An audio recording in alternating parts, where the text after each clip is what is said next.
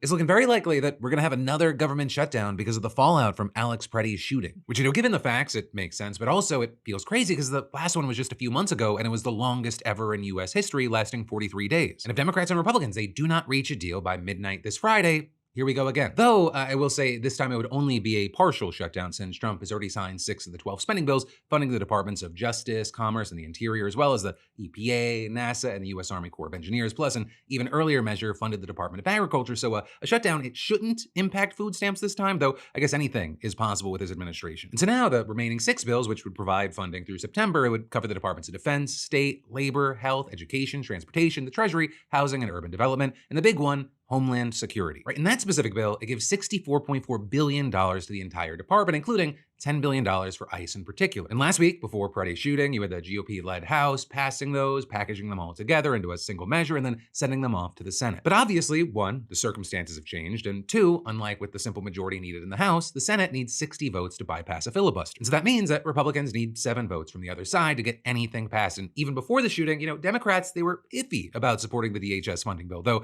it seemed passable at the time. But now that's just been chucked out the window with Schumer announcing Senate Democrats will not provide the votes to proceed to the appropriations bill if the DHS funding bill is included. And adding, Democrats sought common sense reforms in the Department of Homeland Security spending bill, but because of Republicans' refusal to stand up to President Trump, the DHS bill is woefully inadequate to rein in the abuses of ICE. I will vote no. Within Democrats who were expected to vote for this bill now changing their minds, including Patty Murray, a key negotiator on the funding package, who wrote, "Federal agents cannot murder in broad daylight and face zero consequences. I will not support the DHS bill as it stands." You then also had independent Angus King saying, I hate shutdowns. I'm one of the people that helped negotiate the solution to the end of the last shutdown, but I can't vote for a bill that includes ICE funding under these circumstances. and the list of names that you're seeing backtrack here, they're notable because most of those names broke with their party to end the last shutdown. And in the case of King and Cortez Masto in particular, they never even supported the shutdown in the first place. And so it's pretty clear that the dam broke open this weekend, and there's been conflicting rumors about how Senate Republicans might respond. Right, with the New York Times reporting that they immediately began examining whether they could split off the DHS bill, negotiate it more, and pass everything else in the meantime. But also you have the Wall Street Journal reporting that actually they plan to stick with the current funding package rather than split it up. And all of that is you're seeing reports that Republicans in the White House have reached out to Democrats, but they have yet raised any realistic solutions. Now, thanks to the snowstorm, the Senate's not scheduled to return to session until Tuesday, and Schumer reportedly told the party that the vote wouldn't come until Thursday. But then, even if the Senate does pass something, it'll have to go back to the House for approval if there's any changes. In the House, they're on recess for the whole week. So based off of everything that we're seeing, there's very likely going to be a partial shutdown, though how long of a partial shutdown is an open question. But then, a big thing with this is, while many of the government services that I mentioned before might shutter, the one that almost certainly won't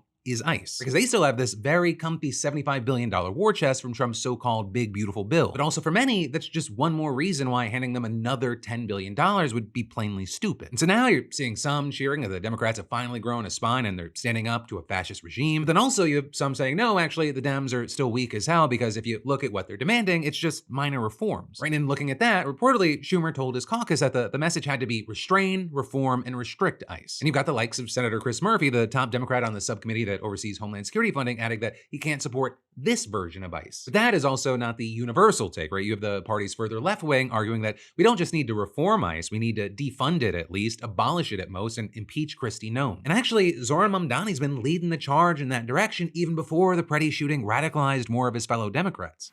I am in support of abolishing ICE, and I'll tell you why. Because what we see is an entity that has no interest in fulfilling its stated reason to exist. We're seeing a government agency that is supposed to be enforcing some kind of immigration law, but instead what it's doing is terrorizing people no matter their immigration status, no matter the facts of the law, no matter the facts of the case. But you also have those from the moderate wing arguing that obviously abolishing ICE is a non-starter for negotiations with the Republicans. We're saying that if you want to meaningfully rein the agency in, you've got to meet them halfway, and if we just refuse to fund it no matter what, then it'll just keep doing what it's been doing. But then also in this back and forth, you're seeing you have people arguing that the concessions made by Republicans so far have been very, very small, and that is also assuming that the administration even follows the law, right? And so So, for example, on the current version of the DHS funding bill, you've got stuff like de-escalation training, but critics say that that assumes that the problem is poor training and not deliberate malignance. Right? And with that, you have people pointing to, yes, the Alex Preddy shooting, you see all the agents on top of him, but also from another camera angle, as these Trump troopers are just shooting Alex Preddy while he's on the ground, you have one clapping like a fascist seal. Also in the current version of this bill, there's the added authority for the agency's inspector general to investigate disputed accounts of ICE activities, but that also doesn't mean anyone's actually going to be held accountable. And then there's $20 million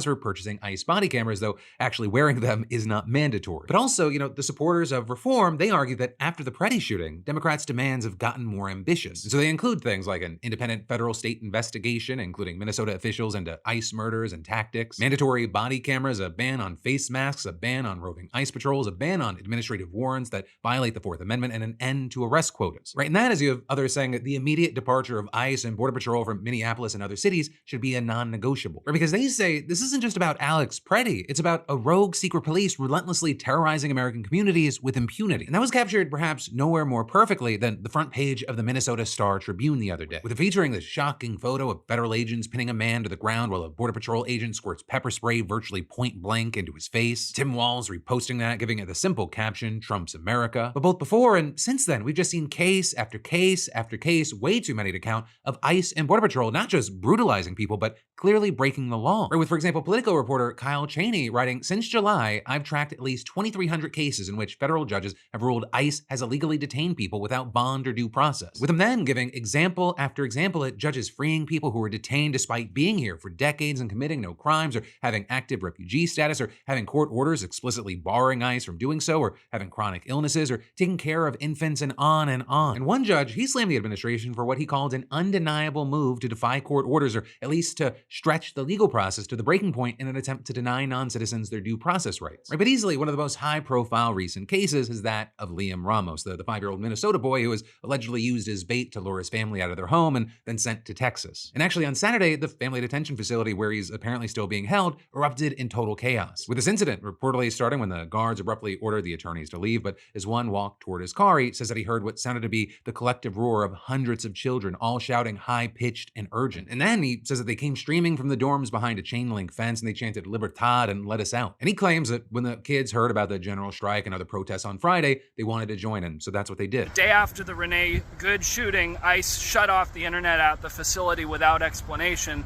Now we know the reason why. With some also pointing out that the detainees appear to be wearing color-coded jackets, comparing that to the Handmaid's Tale or Nazi Germany, though it's unclear whether that's true. But also, regardless, the attorney says that day-to-day conditions inside the facility, they're horrible, saying that the drinking water is putrid and often undrinkable, and that meals have contained bugs, dirt, and debris. With one mom who's being held there telling the AP, "The message we want to send is for them to treat us with dignity and according to the law. We're immigrants with children, not criminals."